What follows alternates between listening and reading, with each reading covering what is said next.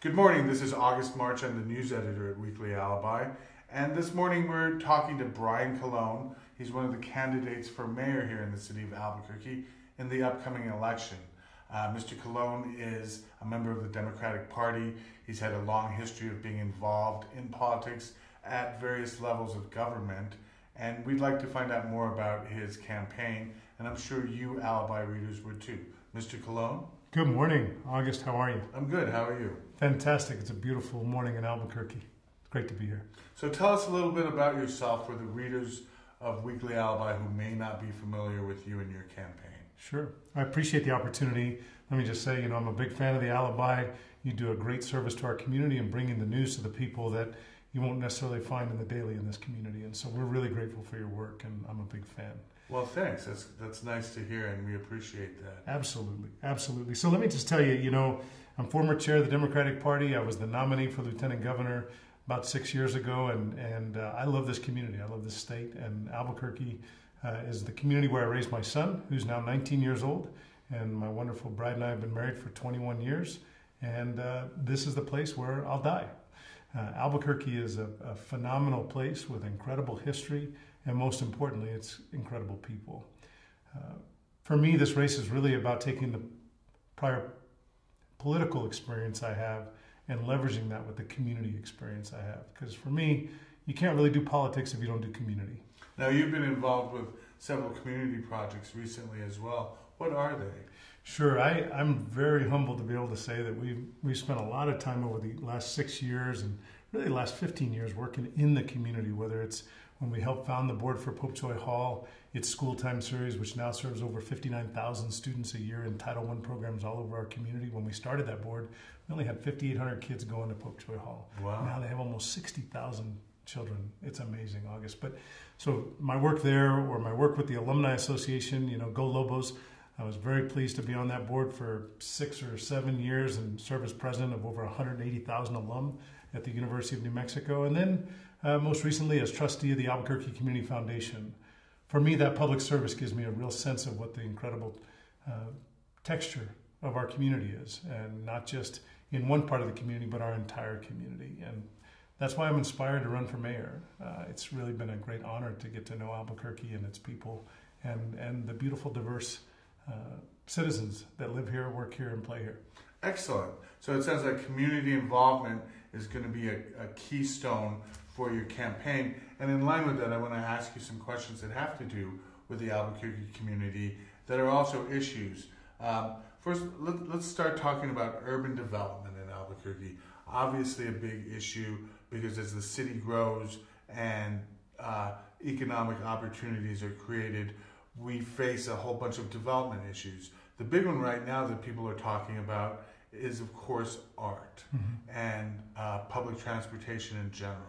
A lot of business owners have complained that art is thwarting business development, whereas proponents of the rapid transit system say it's ultimately going to help increase real estate prices, increase business, and generally, although it's a bit awkward now, in their opinion, it's ultimately going to be something that serves the city well.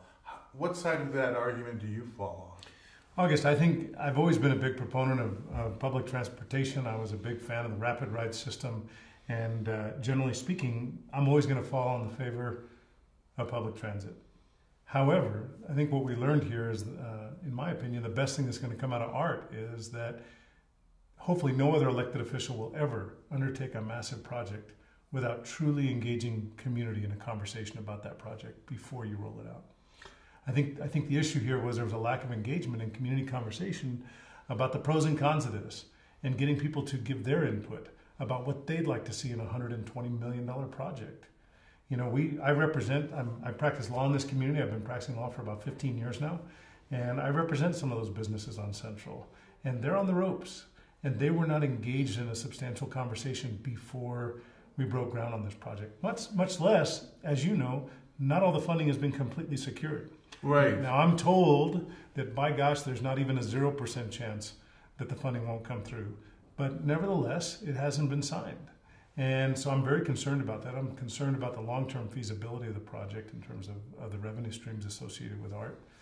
So I've got a lot of concerns. But again, I think hopefully public officials from here forward will never undertake a project of that nature without truly engaging the community and the stakeholders, whether it's icons like the Rainisheks, who, Yeah, they've really been vocal about, which is interesting because you notice throughout, the history of the Frontier Restaurant, they've been real stalwarts of the community, but they've never been as plain spoken and open as they have about this particular function of city government, which I find very interesting because it's kind of the situation where you're getting people coming out of the woodwork to say, like you said, this may be a great project, but the suffering it's causing is bad for us. Right. I think you put it really well. I think that Larry and Dorothy are community stalwarts. They are philanthropists. They're the epitome of philanthropists in New Mexico, and they don't engage in politics. All they engage in is community. Right. And now all of a sudden they find themselves in this situation where they feel like left on the outside looking in. And that should never be the case.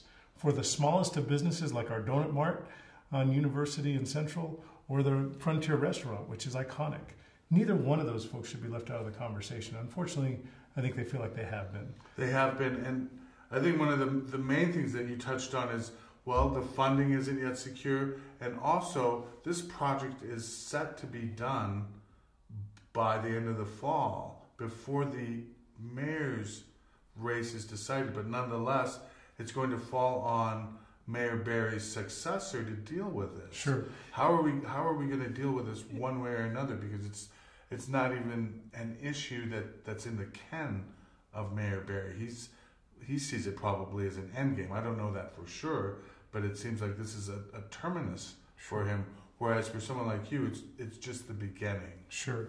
And I have to say, congratulations to Bradbury STEM and to their subcontractors like AUI Incorporated and some of these great businesses that are here in Albuquerque that have done a phenomenal job staying on track and on time. I think they're at about 23% completion as we sit here today, which is really amazing.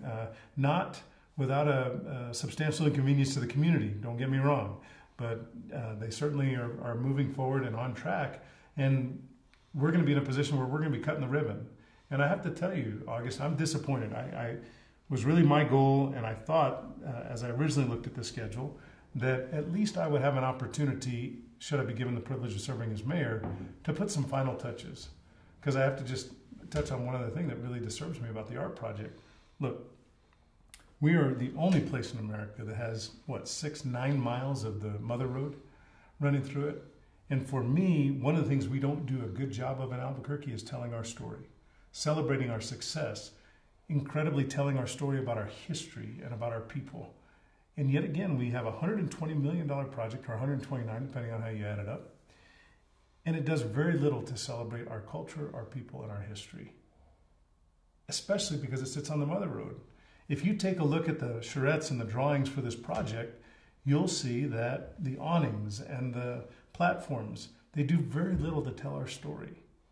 It could be in anywhere in America.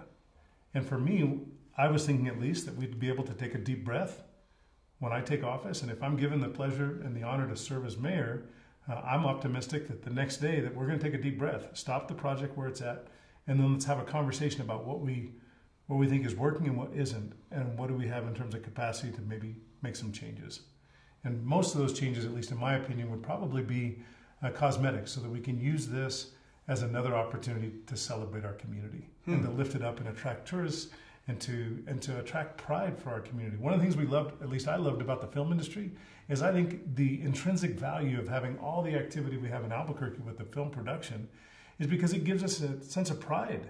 When we see Albuquerque on the big screen, we get excited. And I got to tell you, August, I am tired of people talking about us being at the bottom of the good list and the top of the bad.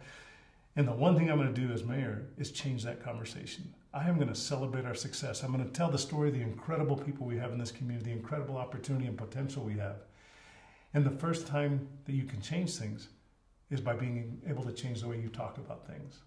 So we need to maybe change the way we're talking about art. I know one of your opponents on the other side of the fence, one of the Republicans, has come out saying, if I see this as an unsuccessful project from the beginning of my term as mayor, I'm going to have it taken apart and put away.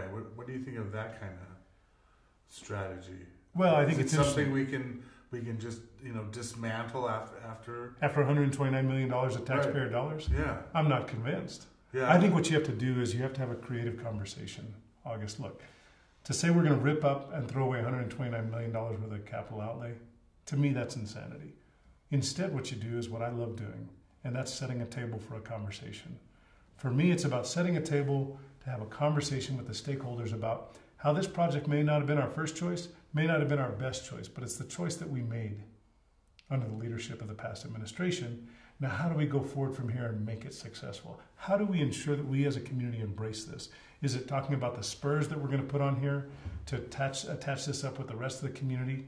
Or is it about doing things creatively and thinking out of the box? For me, what do you have to do to make the arts system successful is you have to change ridership. You have to change the culture. You have to change people's perception of public transportation. And part of that is changing the feel of public transportation.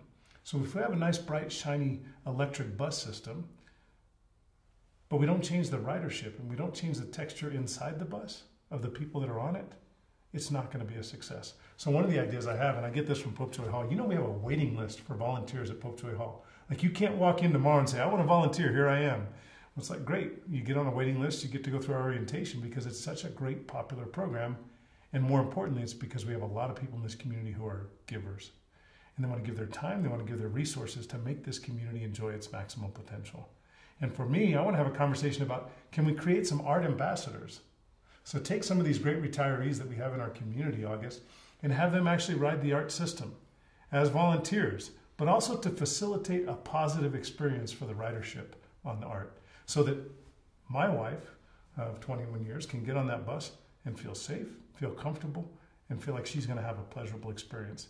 And those art ambassadors could also highlight what's going on in our community. Tell the story of the Mother Road for people that are on the art system. Talk about these fun facts. That's a fascinating idea, because I think one of the things that has stifled public transportation in this town is, one, that the perception that it's kind of a last resort sort of transportation. Absolutely.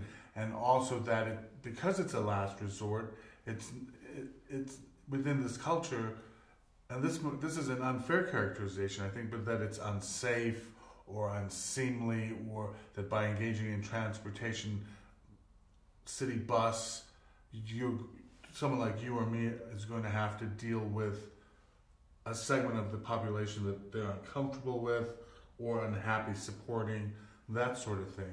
So these are some pretty deeply held beliefs too. I know that because I grew up here, and I ride the bus occasionally. I admit it. Some days I don't feel like driving. I live in Nob Hill, and I'll take the bus down here, and I have to admit, 90% of the time it's an awesome experience. But there's still 10% of the time where those stereotypes come out to haunt riders. Perception's reality, right? We know that the city's not going to embrace a system that they don't feel is safe. And right now, public safety is the number one priority. We rolled out our slogan months ago. It said, safe city, smart city. And for me, August, that's my number one priority, is creating a safe city. And you can't do that until people feel safe. And you have to change that with the reality out here. We just had a poll come out. And can I tell you this? People that were polled in the northeast and northwest quadrants of Albuquerque, not our areas of major concern for crime. In fact, I bet some of those numbers would bear out that those aren't our most dangerous neighborhoods in Albuquerque.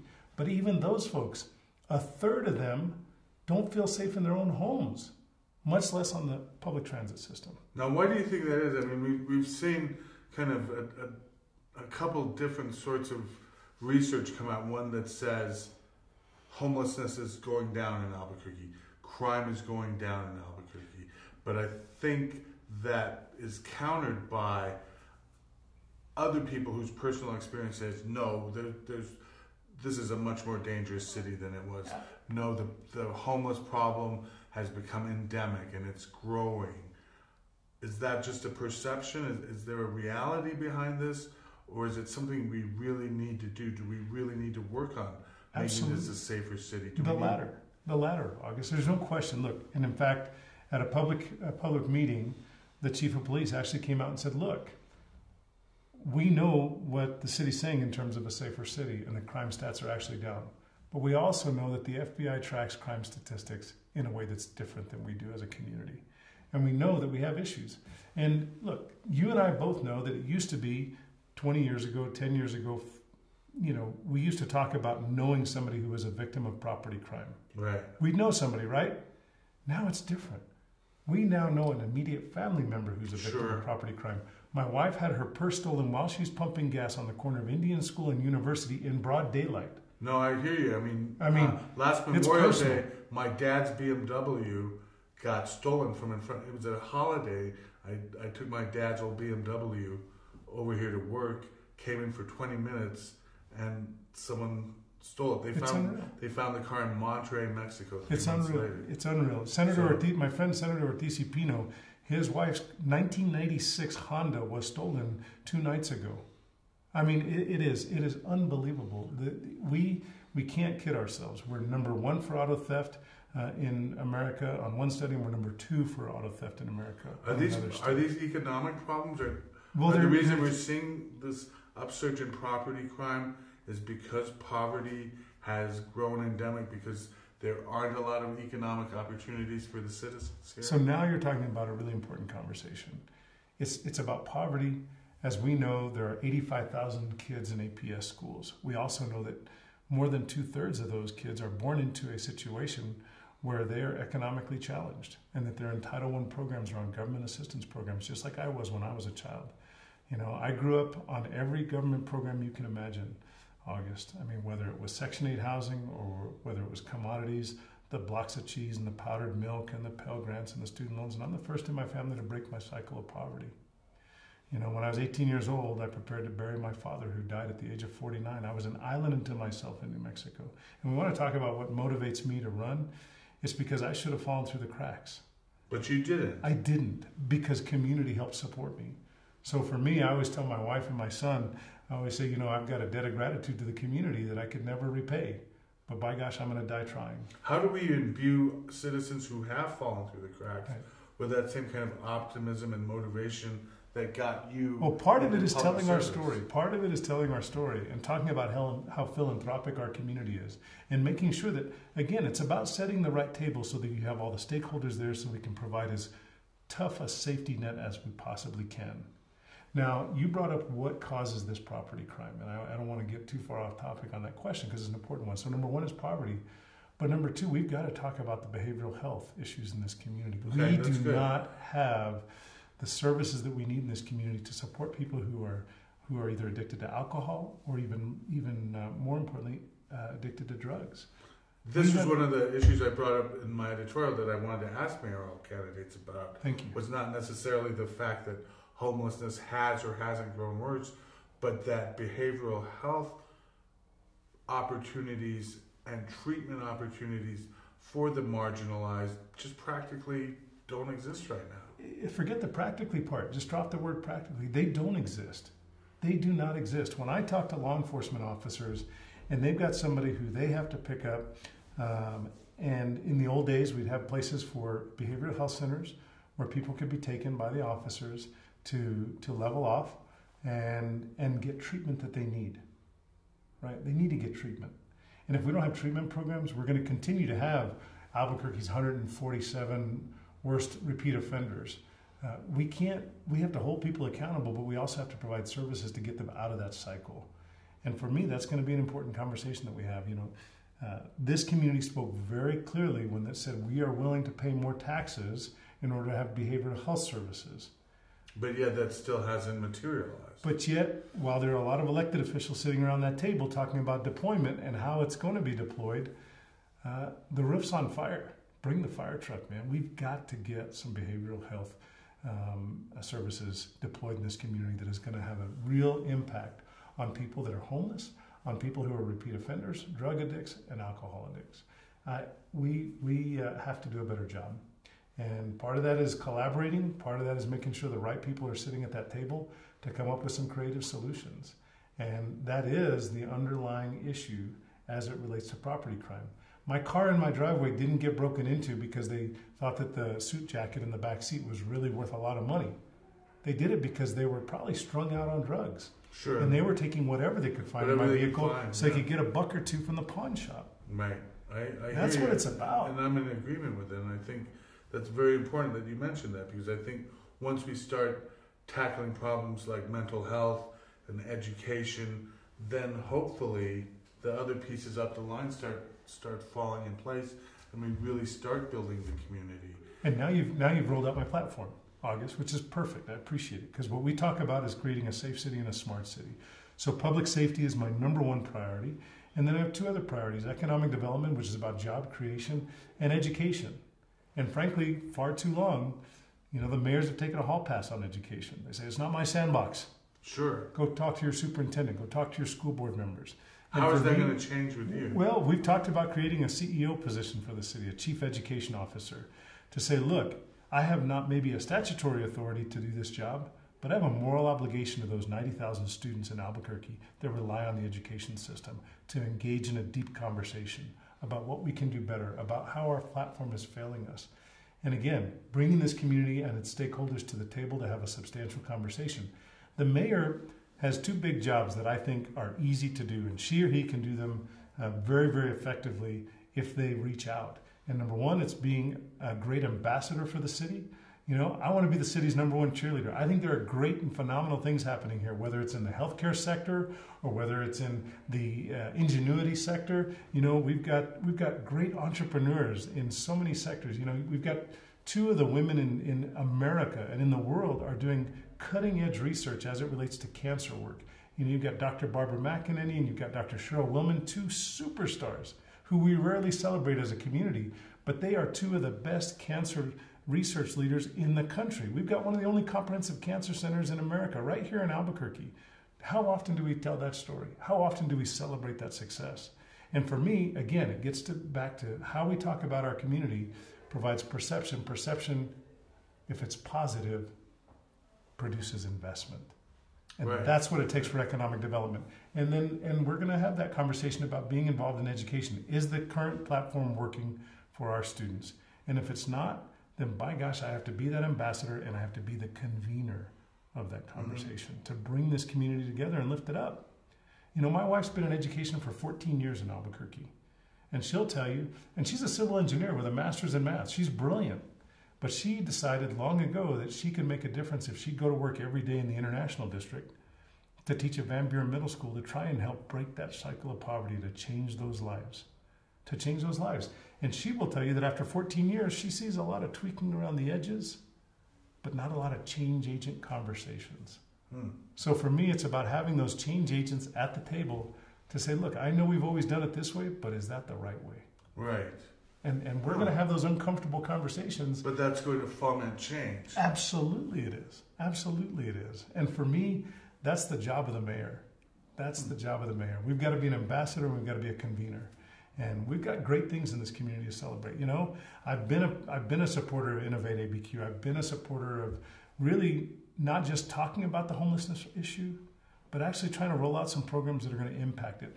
I've been out there at 4 o'clock in the morning doing a point-in-time count with the Albuquerque Heading Home Project with my son. He and I went out there around the community to talk with and visit with people that are homeless, to help make sure they have the resources. We did this 2 years ago.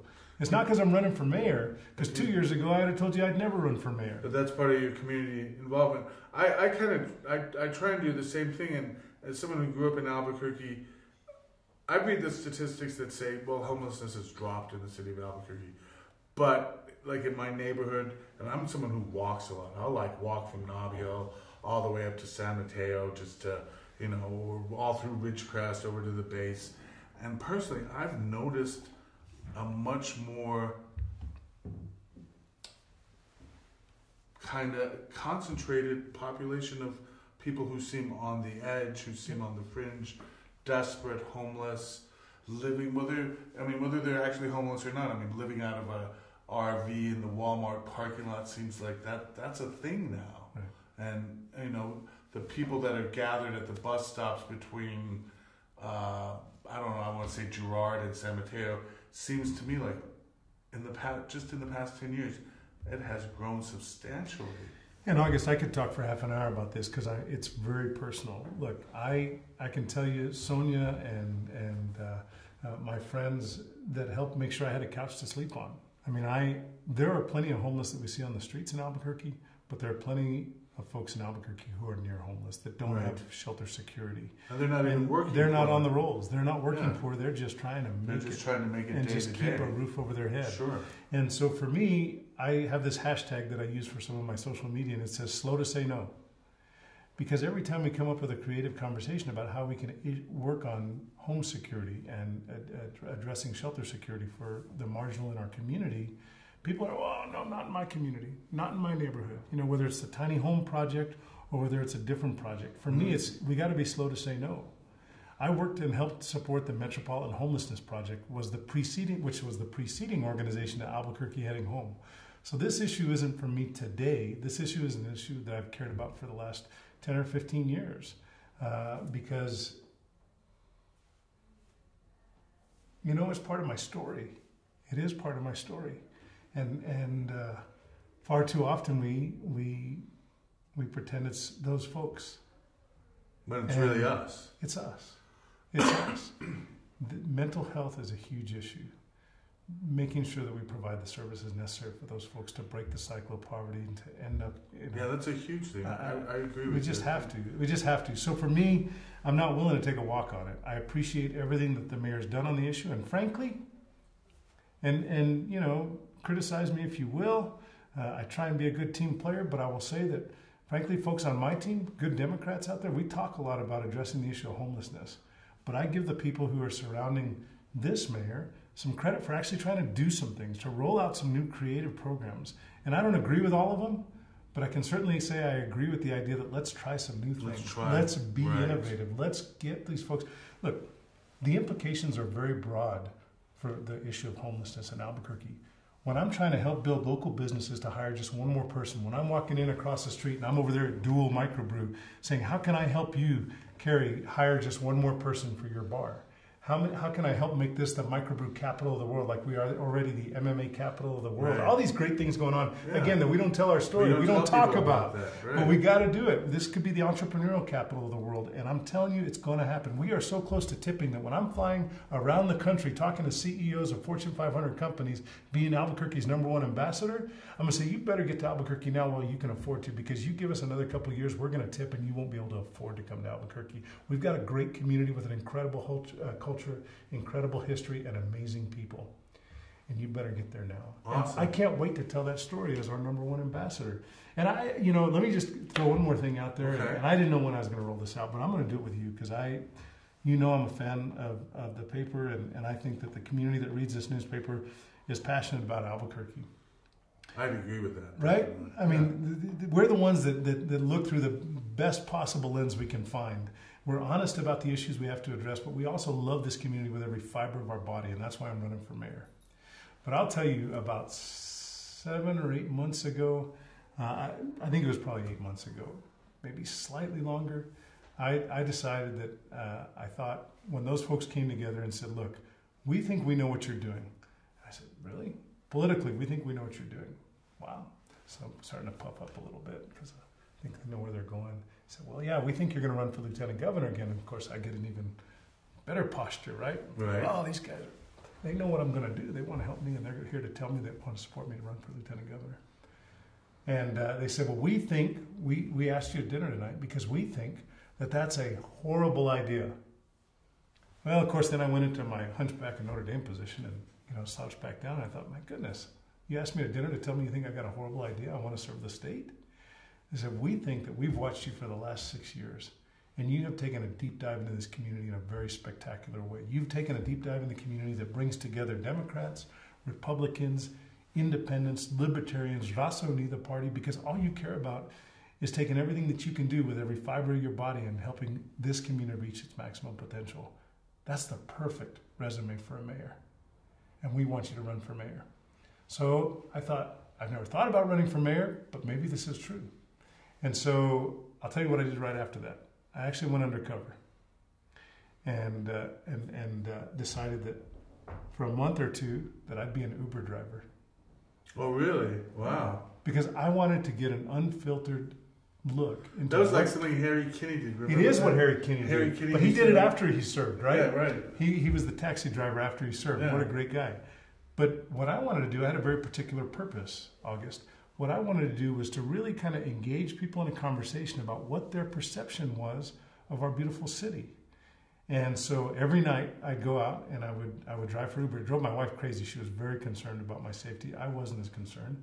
And I met with students who were using Uber. I met with business people who were using Uber. I met with tourists who were using Uber.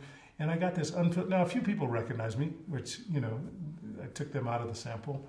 But here's what was beautiful. And I mean, in 6 weeks made $1,000. Yeah, I think I'm going to Not try bad. that. Well, I made $1,000, donated it all to the Albuquerque Community Foundation, and it was awesome. Wow. Loved it. And so these people, you want to know what the most common comment was I got? What's that? I said, what do you think about Albuquerque? He said, man, the people here are so nice. People in Albuquerque are amazing. And I thought it'd be, the Sandias, and you've got great skiing, and within 1 hour you can have all 4 climates. Albuquerque is incredibly positioned geographically to be just the center of the universe. It's not just I-40 and I-25 connecting. The whole universe connects right here in the beautiful city of Albuquerque. Mm-hmm. No, it was about our people. It was about the fact that when people come to Albuquerque, they can sense how beautiful this community is because of its people, because of its history and its culture. There's no place like it in America. And so for me, I want to tell that story. I want to tell that story about how incredible our people are. Now that's the upside. The downside is when I transported young people who were at the University of New Mexico, my beautiful alma mater, they felt like this community didn't have a future for them. And part of that is because we're not telling our story. And the other to outsiders, to people who might be able to come in and start investing in That's exactly right. So we have to the mayor has to be that ambassador to help build that economy here in Albuquerque so that our students, people like my son, look, let me just tell you, my son, he's 19 years old. He went to Albuquerque High School. He's a proud bulldog. He's incredibly bilingual. He reads, writes, and speaks in Spanish. And is just a phenomenal young man who actually graduated from Albuquerque High and got a presidential scholarship to go to George Washington University to study biomedical engineering. Wow. He's smart like his mom. In St. Louis? No, actually in D.C. Oh, D.C. Blocks from the White House. Okay. He went to the inauguration, and the next day he went to the protest and the March on Washington. It was great. The kid is just soaking it up, and he's on that presidential scholarship for a reason. It's because he got a great education at Albuquerque High School, with educators who cared deeply about him and made sure that... See, that's good. I mean, I wish people would talk more about that. Because, right. I'm an Albuquerque native. Right. I had an awesome, excellent education at El Dorado High School. I had an awesome, excellent education at the University of New Mexico. My wife and I decided a long time ago to stick it out here. We still live like grad students. We're not wealthy. We don't have a lot, but we're extremely happy to be part of Albuquerque. Right. And you tell some people that and they're like, oh, you gotta be kidding me, this place is horrible, it's the Wild West, it's violent, it's bottom of this. It's like, well, you're not looking really at what this place really is. It's something really, I don't want to use the word unique as a throwaway term, but this place is different. It absolutely is. We have the National Hispanic Cultural Center, we have the Indian Pueblo Cultural Center, celebrating and telling the story of these peoples of color that you cannot find those stories anywhere else except here in Albuquerque. Exactly. I mean, we are really just an incredible community, and I want my son to come back. Mm-hmm. And I have to tell you that, like many of the students that I gave those rides to as an Uber driver, they want to get out of here. They want to get out of here, and they're not convinced they want to come back. And I have to tell you, August, part of what gets me out of the bed every morning at 5 o'clock to get out here and ask people for their support and to join me in having a bright vision for our city of Albuquerque is the fact I want my son to come home. I want him to raise his family here. And right now he's not convinced this is the community where he wants to do that. So my story is the story of so many people in Albuquerque. We just want to be able to raise our families multi-generational right here in Albuquerque. So we have to provide the economy that supports that. We have to provide the public safety that allows us to be confident and comfortable in our own homes. How sad is it that a third of us aren't safe in our own home? Right. How incredible is it that 80% of the people polled in just the northeast and northwest quadrants primarily are saying that there are not enough officers on the street? How do you feel? We talked about that too in my article. The big thing that's stopping effective policing may not be the culture of the police department. It may actually come down to the fact that there just aren't enough police officers. No, August, forget the may. It doesn't, it's not maybe, it is the reason. Look, we have some phenomenal rank and file officers. I deal with them every single day. I love our police department and I love our police officers.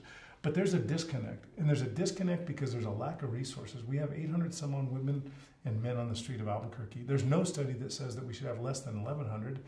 And there's a study out there that says we should have over 1,200 on our streets. We have got to get back to making sure that our budget reflects our values. Sure, and that's a big thing for me. If our values are public safety, now it's not anecdotal anymore. It's not just Brian's slogan, safe city, smart city. Now we have data that says that the city agrees with me, that that has to be our number one priority. So for me, that means our budget has to reflect that number one priority. We've got to put our budget in line to make sure that we have a safe community. Now for me, and I'll just tell you, I know that I'm on the record a couple of weeks ago as saying that I wanted to sit down and visit with the chief of police. Right. And I wasn't going to say, you know, some of the other candidates want him like out of there immediately. Absolutely. They're going to boot him immediately. Well, that's right. Here's the disappointing part. Not a single one of those other candidates reached out to the chief and had a sit down with him and said, tell me about where you are today and where you want to be tomorrow and what's going on in our police department. To me, that's disappointing. No, it is. I mean, because, as someone... You know, I've had a lot of policemen in my family, and I understand that it's a very complicated, intense job. So it bothered me that the immediate reaction is like, well, just get rid of them.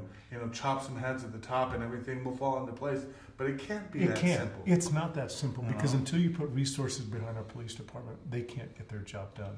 They don't have what's necessary. And it's going to be stressful and horrible already. That's right. And on top of that, they don't have enough people. Yeah, I see why a guy like Gordon Eden's tearing his hair out. Because, you know. Now, here's what I'll tell you. Since that last interview, I actually did reach out to the chief. And I did sit down with him, just like I'm sitting down with you across the table, and looked him in the eye. And I talked to him about where he was today and where he wanted to be tomorrow. And you should know, and your readers will be the first to know, that, in fact, that if I'm elected as mayor of the city of Albuquerque, we will have new leadership. We will have a new chief of police, period. We'll have a new chief of police. But I wasn't willing to say that until I made the time and effort to sit down across from Chief Eden and visit with him.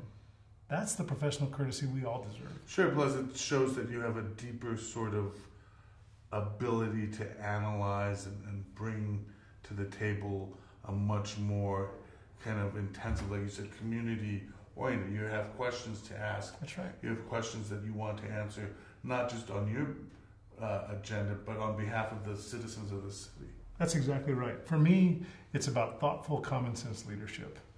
And part of the thoughtful is engaging people in a conversation, period. And I wasn't willing for political points to go out there and say, off with his head. And frankly, look, let's never forget that the Department of Justice came in 3 weeks after, I think it was 3 weeks after Chief Eden was appointed. I mean, we forget the time spent. He's been there less than 3 years. Right. Yeah. Right?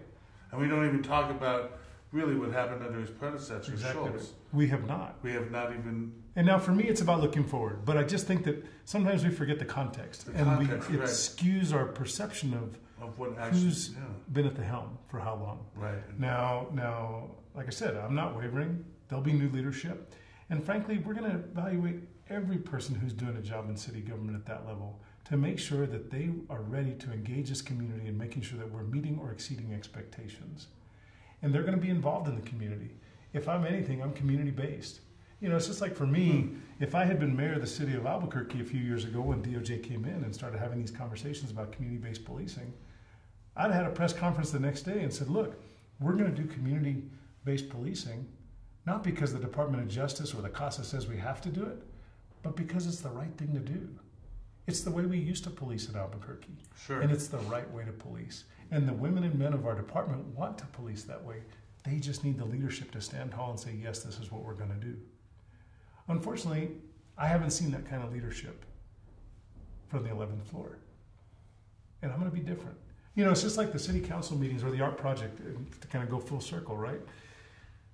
For months and months and months, I saw our public servants who are elected officials on city council get up and say, the art project, I appreciate your question, but that's the mayor's project. How many times do you remember seeing that? I mean, there's video after video out there where the city councilors say, "Oh, that's the mayor's project." Right. You know, there you go. Well, I'm very pleased to tell you that there's going to be a seat in the chambers during city council meetings for the mayor, and I'm going to be there. I'm committed to being present. Being present is 90% of the battle. Like, if the city councilors are having a meeting and they're going to turn to the people of Albuquerque and say, "This is the mayor's project," I have an obligation to be there and be able to say, "Yes, that is my project." And let me tell you why I think this is a good thing for the city of Albuquerque. And let me get your feedback as to how you think we can do even better. Look, we talk about economic development, urban renewal, all these things. Very important conversation, and I'm thrilled to have it. But if we also don't have a conversation in conjunction with that urban renewal about how we preserve and protect the history and culture of our community, then we're having a false conversation. I'm here to tell you that Martinez Town, San Jose, Barelas neighborhood, the South Valley, those communities are the ones that are giving us our texture. They're the ones that make Albuquerque great. They're the ones that have 14 generations of history in this community. And by gosh, if we don't honor that history, preserve and protect it, we will lose our community. So I'm happy to talk about urban renewal, but I'm also going to have the tough conversations about gentrification and whether or not we're going to be able to preserve these communities in light of what our vision is for the future of Albuquerque and some of these other communities. So I'm happy to talk about urban renewal, but not unless we also talk about how we invest in the preservation of these incredibly rich communities. Of culture. The preservation of our culture. You know, when I go to Martinez Town, where my son went to high school, you know, for me, it's the heart and soul of Albuquerque. When I go to San Jose or I'm in Barelas, you know, where I have breakfast every Friday in their community, whether it's the soul of who we are. It's part of what makes this community so spectacular. And I'm going to tell that story, and I'm going to invest in those communities. I'm going to invest in them in a way that allows them to feel ownership and that allows them to feel respected. Because I've gone to over 40 neighborhood association and community meetings in just the last 6 months. And I'm here to tell you the people that show up to those meetings don't feel respected. They don't feel like they had a seat more at and the more table. marginalized. They feel more and more marginalized. As gentrification starts picking up speed. Absolutely. And they maybe worry about being displaced. That's right. And I understand completely what you're and for me, it's not okay. That's not okay. Those folks need a seat at the table because those folks are us. Right. And exactly. I don't know. I think we don't talk enough about that. And I think that's an excellent point. The whole idea, that's us. Albuquerque is us, and that's a good point where we can kind of wrap up too, I think. And I thank you for your time. I really feel like awesome answers. Thank you. Well, I tell you, I'm a fan here, and I bleed Albuquerque, man. I am a Lobo through and through. I did my undergraduate down at New Mexico State University where I got my finance degree, and then I came here to go to law school 20 years ago. That's kind of like my dad. My dad did his undergraduate at NMSU and then came up here to do his law degree. So I tell people I'm an Agbo, but once I started serving on the UNM Alumni Association board for 6 or 8 years and then became president, I was like, man, I'm just a Lobo through and through. Right on. And so I'm pleased to be here. I really hope that I'm given the privilege of helping create a safe city and a smart city. And like I said, we came up with that slogan and made that our #1 priority, public safety, months and months ago. And now I'm just pleased to say the data is behind us. And it's not just my agenda, but it's our community's agenda. We're going to get it done. Excellent. Thank you so much. Thank you. Appreciate you, August.